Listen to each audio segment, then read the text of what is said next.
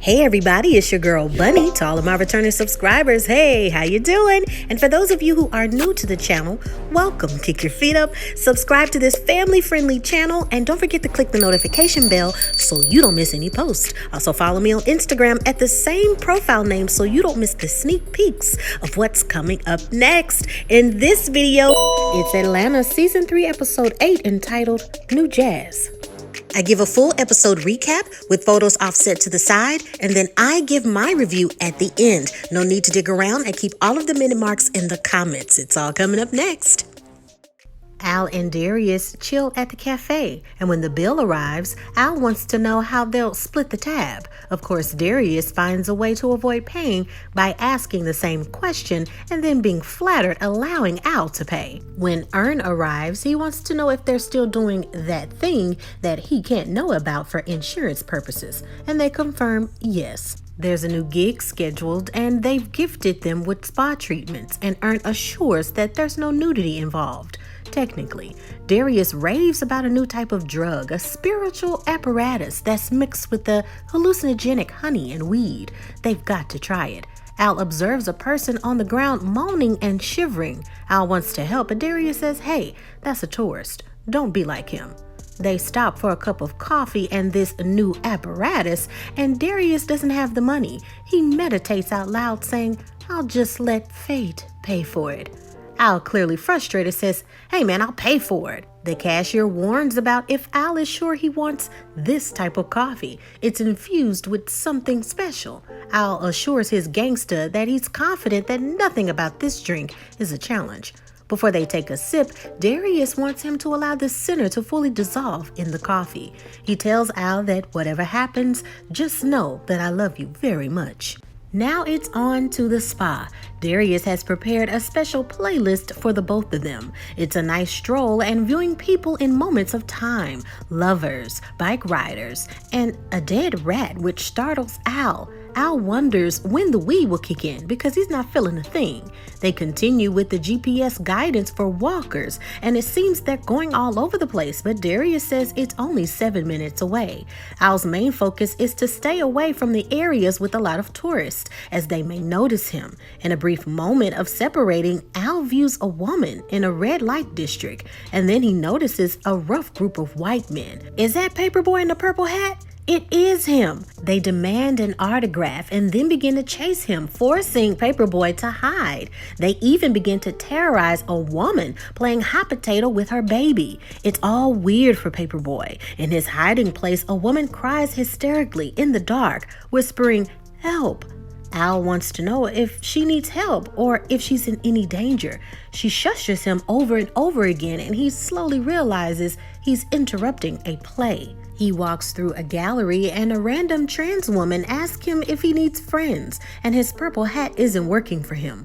No matter how hard Al tries to dodge the lady, she annoyingly follows him, interpreting art. She concludes that he's got to be a rapper. She can't stand rap or rappers. They don't know who they are and where their money goes. She even questions who owns your masters. It's the most lucrative part of music making. She introduces herself as Lorraine, but Al just wants to get out of the building. She brings him a goofy hat as it will make him less noticeable, which is becoming what he fears.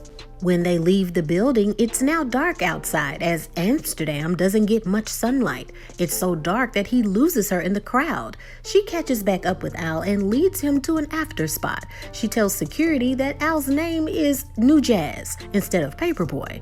Her and her friends joke about how there aren't that many black people in there and white people don't want them in the venue anyway.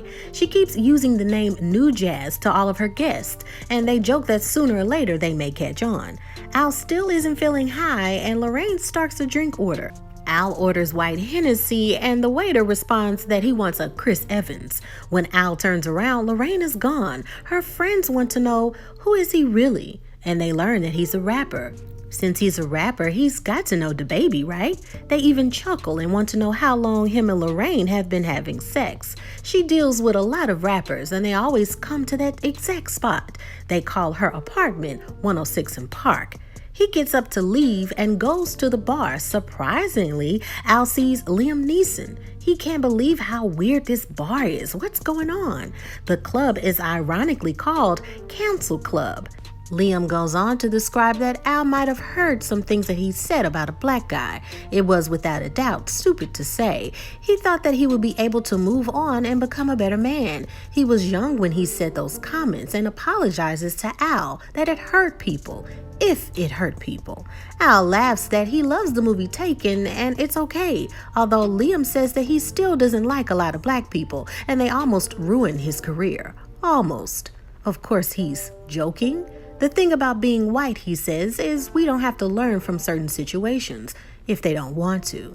After Liam leaves, Al hears a host on stage, developing a warm welcome of a new artist to share his craft, his music, but Lorraine catches his attention, pulling him away from the spotlight just in time.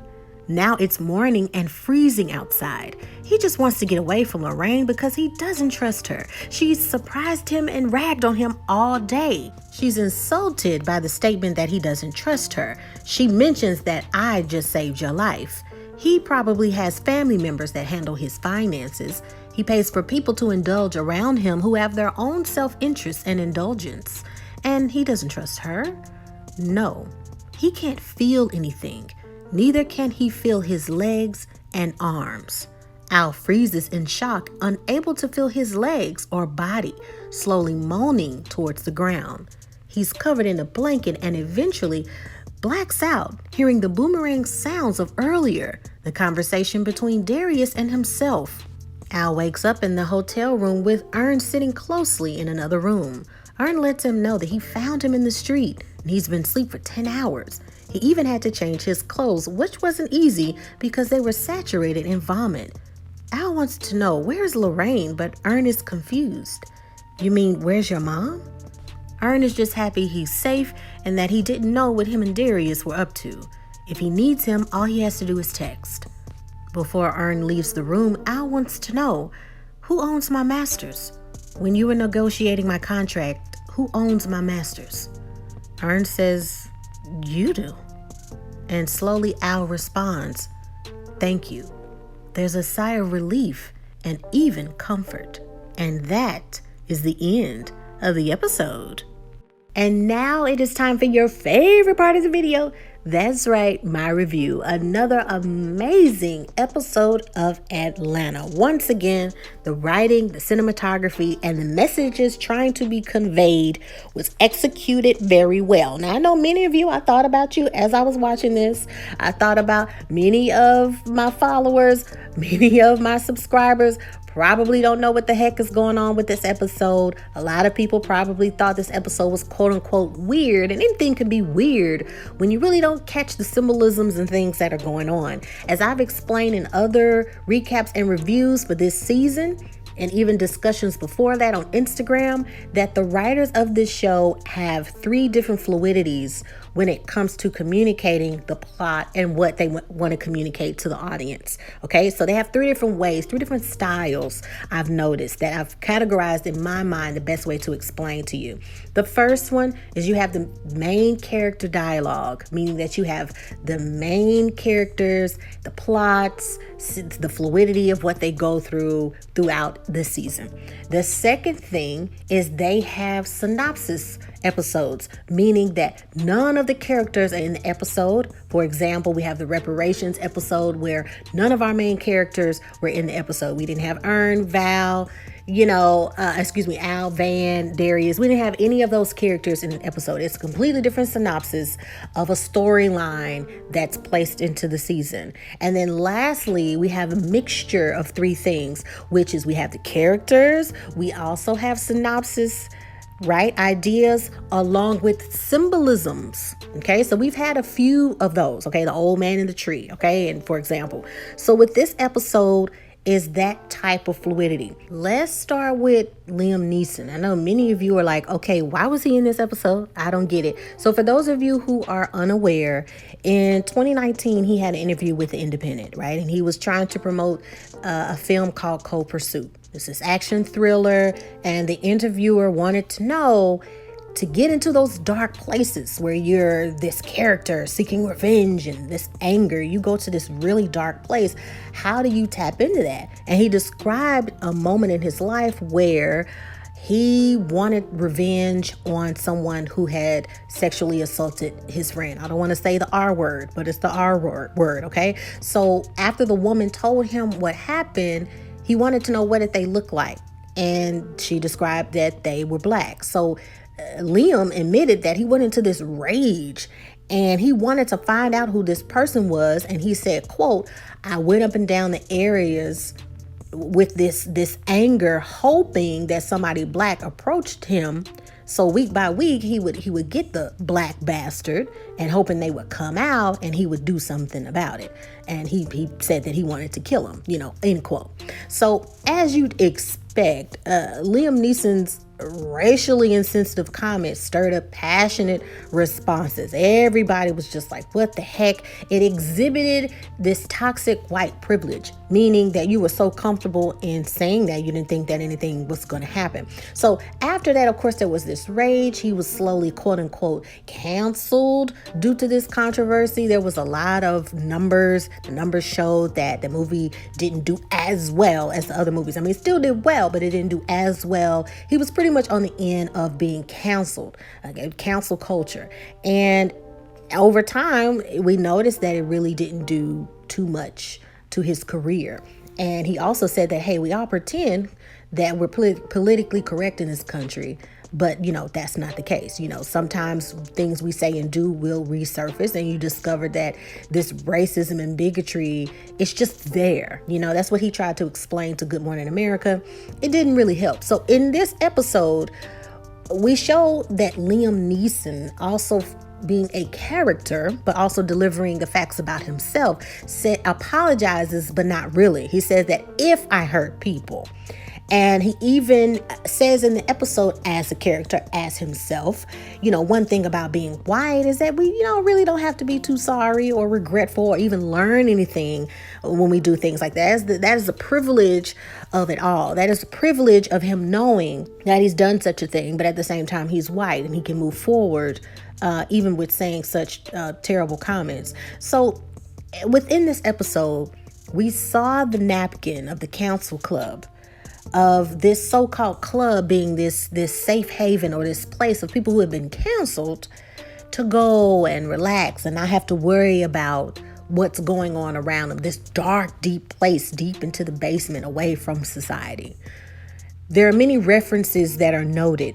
As we see, it's not on accident that the character, Lorraine, is a trans woman. And they also mention rappers. We know the situation with DaBaby and his comments saying things about the LGBTQ plus community that were unflattering. And this hidden notion of people who have a rage or an insight about a particular genre of individuals behind closed doors that might be what they actually are. Meaning, why is he so invested and infused with having concerns about people who are gay or people who have certain walks of life that he's against? Is it because he's trying to hide who he actually is? This sort of shame. So when Lorraine sits down with Al and her friends want to know, hey, how long have you and her been messing around? And it's just automatic, like, what are you talking about? And they mention that, she's with a lot of rappers. They call her Apartment 106 in Park. It's this notion of this homophobia within the rap culture. Okay, this rap culture and this masculinity being so strong and a force to be reckoned with, that when it comes to the topics of homosexuality, even being seen with a homosexual, it's like, is your career in danger of being canceled? Are you joining this cancel club? So much so that it makes Al uncomfortable, not because he has anything against what's going on, but that's not his walk of life. It's not true. It doesn't apply to him. So he gets up. There's a moment where he sits at the bar and the host on the stage is saying, hey, we're going to introduce new music, and they're coming to the stage. And then she pulls him away before he gets into the spotlight. When they get outside, she does mention that, hey, I'm glad that I saved you from that. They were going to force you to perform. And he says, I could have said no. And she makes the statement of, no, you wouldn't have been able to say no in there. That has a lot of meaning as well. A lot of meaning saying that once something is done, can you come back from that?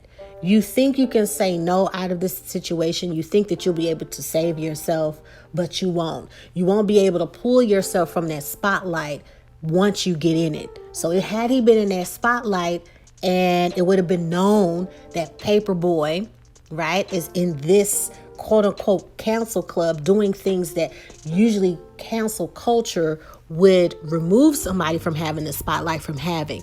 Can you get away from that? And then once you're in that spotlight, once you're in that realm, can you get out? I honestly think that this character is symbolism for several things. Symbolism for trying to help you to bring light to what are you doing? What are you doing with your life? What is the direction? And also as this warning, this foreshadowing of pay attention to the mess you're about to make. You have this dream of being an artist. You have this dream of being so much more. You're trying to escape the realities of what you're not, which is you're a product of your environment. You're selling weed, you're selling drugs, and you're trying to get this music to save you, but you're doing things that are not allowing you to be great. It's not a coincidence that the character is named after his mother. That it seems like it was this warning from his mother, this foresight, this hallucinogen, right? Working with his mind, untapping the certain areas of his mind of you can't feel anything. You're in this world, but you're not feeling. You're just, kind of this whirling dervis of who you are. You're in this mode of business, but you don't know who's handling your money. You don't know who your friends are. You think you know who your friends are, but do you actually know? You think you know where your money is going, but do you actually know where it's going? It's a lot of symbolism with that. And also with that last scene, which I thought was very beautiful, when he asked Ern, like, hey, when you were working out my deal, who owns my masters? And the comfort and basically this sigh of relief that you own them. You own those masters. This comfort in knowing that now I really know, and I'm not assuming that somebody has my best interest at heart, but I have in black and white on paper that that's what's going on. The fact that you didn't research that, it's this naive essence of not thinking that people can take advantage of you, which they can. And he gets a harsh reality check in seeing that Ern is someone who truly, genuinely cares, and to not take him for granted. He's gotten you off the ground. He even took off your soiled clothes that were just soiled with vomit. He's telling you, text me, let me know if you need me. When we've seen previously in this season, it's like, hey man, give me some wings all flat, at 3 a.m, kind of taking advantage of him really caring for him, not only as an artist, but as family. Okay. And he's having this epiphany of, I really need to start weeding out who are people who are true and dear to me. This is more symbolism that happens in everyone's life. You think you have these ride or die people who are in your life and you hold on to, when everything in the universe, right, is telling you that you've outgrown this person and it's time to move on. We're seeing that more with Darius. Previous seasons, we know that they have a bond of friendship, probably the streets, probably protection. It was probably something Darius did to help him in a certain situation. But Darius is being pretty much a mooch at this point. He means well. He's not a bad person. But we're seeing him go into all these different places. He's not paying for anything. He's not really caring about, hey, we're about to take a hallucinogenic mixed with some weed, and you're an artist and you have things that are scheduled and things that you need to do, pulling you away from your obligations and your priorities and things in your life. That happens in life where you have to say, are these certain people in my life doing me harm or helping me? And Al is slowly starting to see that. I did mention in episodes before that Ern is clearly showing emotional fatigue of dealing with Al, constantly having to remind him, hey, save your money. What are you doing with this? What are you doing with that? Really saying, hey, we need somebody to look over this contract. We can't just sign anything. He's always been this protector. So it's this static of, will the characters exhaust one another? Earn has always had a passion for being a manager. He's always had a passion for being in the music industry. And now it's like Earn is having these questionable moments. And so I'm guessing these next couple of episodes, we're going to be able to tap more into Van, because Van is clearly in this slope hill down of depression where she doesn't care. So it might tie up in a nice bow at the end of the season, giving us an idea of how their friendships will evolve, if they'll continue or if they'll end. And also within this episode, with symbolism with the Liam Neeson character and him in real life, it's this wake-up call that you cannot get away with a lot of the things that white people get away when it comes to good old Hollywood or the entertainment industry. He's able to keep doing box office smashes even after the things that he said. But him being a black man and you slipping up and people just, the symbolism of the guys chasing him down. We want an autograph, and you going into this dark place and not having any protection. It's a lot of symbolisms and things that you can gather from that. This episode seemed pretty fast because the point driven was noticeable, that this is the point that we want to display. We want to display these crossroads between these characters, the industry itself, money, true intentions, love, etc. It's all bubbling up, and Darius and Al seem to slowly kind of like, why are you here? Why are you in my space? Sort of thing. Let me know what you think. Make sure that you subscribe, like this video. Make sure that you check that out. And in the meantime, in between time, remember to take care of yourself and each other. Bye.